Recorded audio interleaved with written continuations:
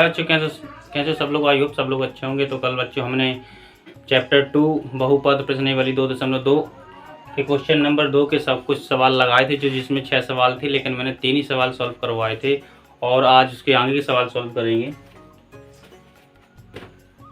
बच्चों क्वेश्चन 2 को पहले फिर से एक बार रीड कर लेते हैं। 1 द्विघात बहुपद ज्ञात कीजिए जिसके शून्यकों को योग तथा गुणनफल क्रमशः दी गई संख्या। ठीक है, हो गया इतना। अब इसके आगे का तीन क्वेश्चन में सॉल्व करा चुका था, बाकी 3 क्वेश्चन जो बचे हुए हैं वो आज सॉल्व करेंगे। चलो करते हैं फिर। तो 4 नंबर का सवाल देख लीजिए। शून्यक दिए हुए हैं 1 1, इस शून्यक दिए हुए हैं alpha plus beta, alpha into beta.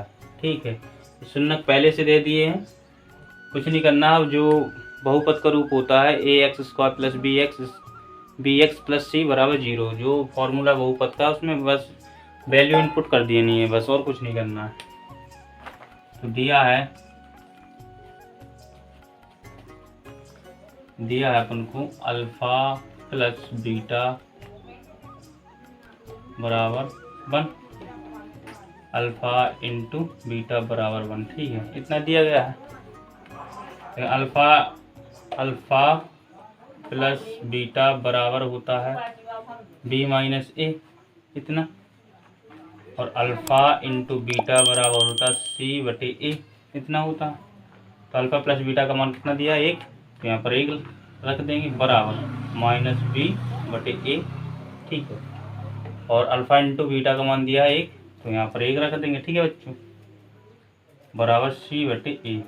अब इसके ए बी सी के मान निकाल लेंगे, इसके नीचे 1 कर लेंगे, इसके नीचे 1 कर देंगे। ठीक है, इसे हम ए का मान हो जाएगा अपना, यहाँ भी 1 है, यहाँ भी 1 है, तो 1 कॉमन निकल आएगा, तो 1 का मान हो जाएगा 1, बी का मान हो जाएगा अपना माइनस बी का मान हो जाएगा अपना 1, तो बी बराबर हो जाएगा -1। ठीक है, और सी का मान हो जाएगा अपना 1। इतना मान निकल आए, ए बी सी के मान निकल आए। ठीक है, अब कुछ नहीं करना है, वैल्यू पुट कर देनी है। ठीक है बच्चों, अगर आप लोगों को यहाँ तक समझ में आ गया है बच्चों, तो प्लीज़ कमेंट में ज़रूर लिख देना।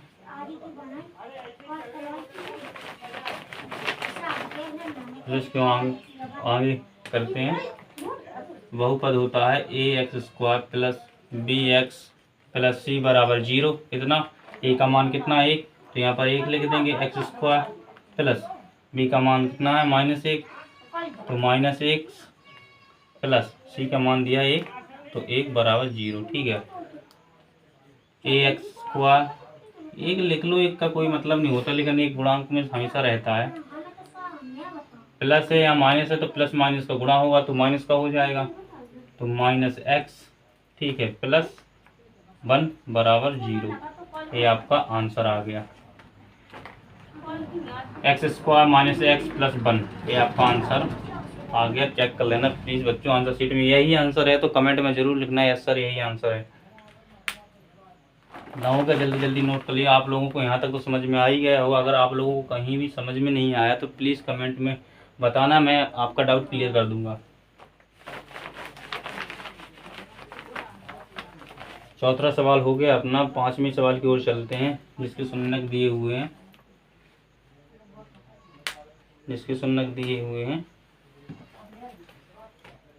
-1/4 और 1/4।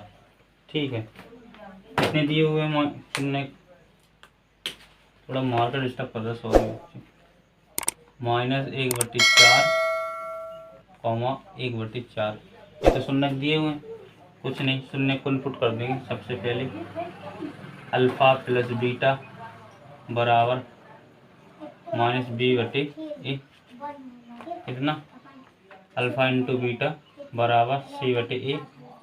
अल्फा इंटू बीटा का मान दिया है 1/4, -1/4 बराबर -b/a। ठीक है, इसका दिया अल्फा इंटू बीटा का मान भी 1/4 बराबर c/a, इतना दिया है। अब इसके ABC के मान निकाल लेंगे।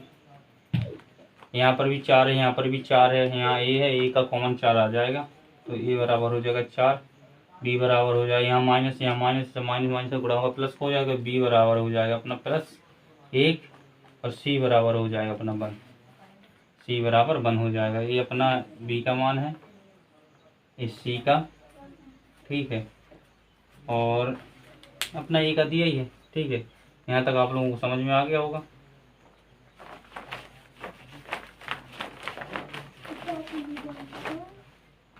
अब कुछ नहीं करना, अपना बहुपद है ax² + bx + c बराबर 0।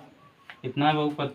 a का मान 4 है तो यहाँ पर 4x² आ जाएगा, यहाँ पर प्लस b का गुणा x + 1 बराबर 0 लिख लेंगे। 4x² प्लस 1 के साथ x का गुणा होगा x + 1 बराबर 0। ये आपका आंसर आ जाएगा।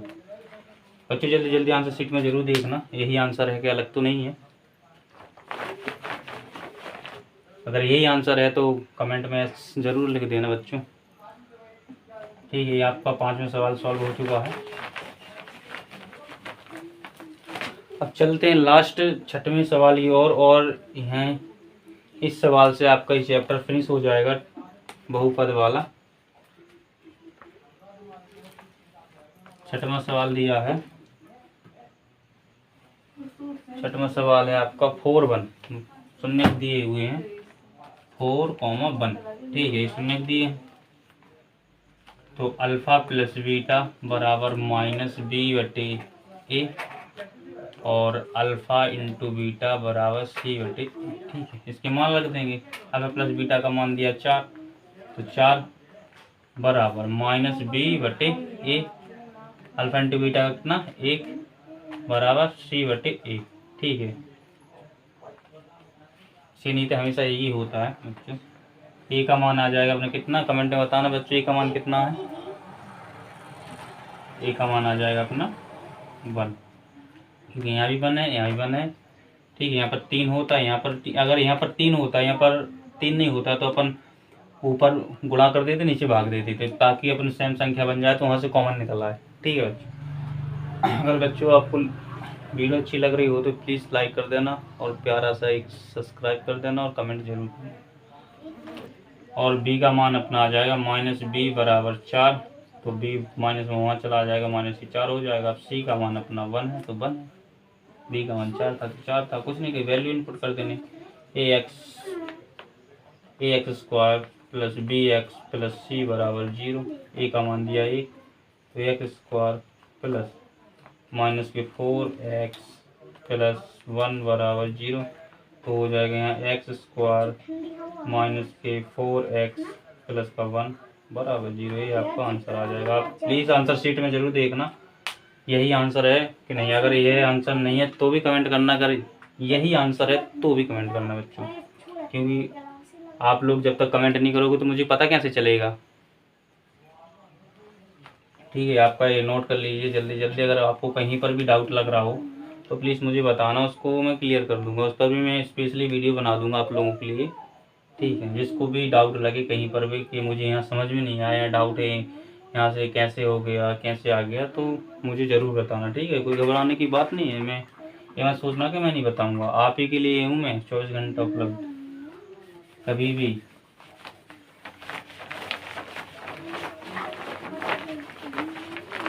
तो बच्चों आज का ये जो बाकी के 3 सवाल बचे हुए थे मैंने आप लोगों को करा ही दिए, और आज ये चैप्टर आपका ख़त्म होता है, फिनिश होता है। बहुपद वाला जो प्रश्नावली थी इसमें 2 ही प्रश्नावली थी, 2.1 और 2.2, तो फिनिश हो गई आज। कल हम नया चैप्टर पढ़ेंगे, ठीक है। कल हम नया चैप्टर पढ़ने वाले हैं, जो आपका चैप्टर रहेगा 2 चर वाले रैखिक समीकरण युग्म, ठीक है। जो कल का चैप्टर होगा अपना 2 चर वाले रैखिक समीकरण युग्म, ये तीसरा चैप्टर है। इसमें अच्छे सवाल हैं, यहाँ से सवाल आते हैं पेपर में, हालांकि एक दो सवाल इस प्रश्नावली से 3 चैप्टर से आता ही आता है बच्चों, मुझे पता है यहाँ से, क्योंकि जब मैंने भी एग्ज़ाम दिया था तो यहाँ से ज़रूर आते हैं सवाल, अच्छे सवाल हैं यहाँ पर भी। तो मिलते हैं बच्चों कल। अगर आप लोगों को वीडियो अच्छी लगी हो, आप लोगों की यूज़फुल रही हो, तो प्लीज़ लाइक कर देना और चैनल को सब्सक्राइब ज़रूर कर लीजिएगा ताकि आपको वीडियो का नोटिफिकेशन मिलता रहे। ठीक है, तो मिलते हैं बच्चों कल नए टॉपिक के साथ, नए चैप्टर के साथ। तो आज के लिए इतना ही।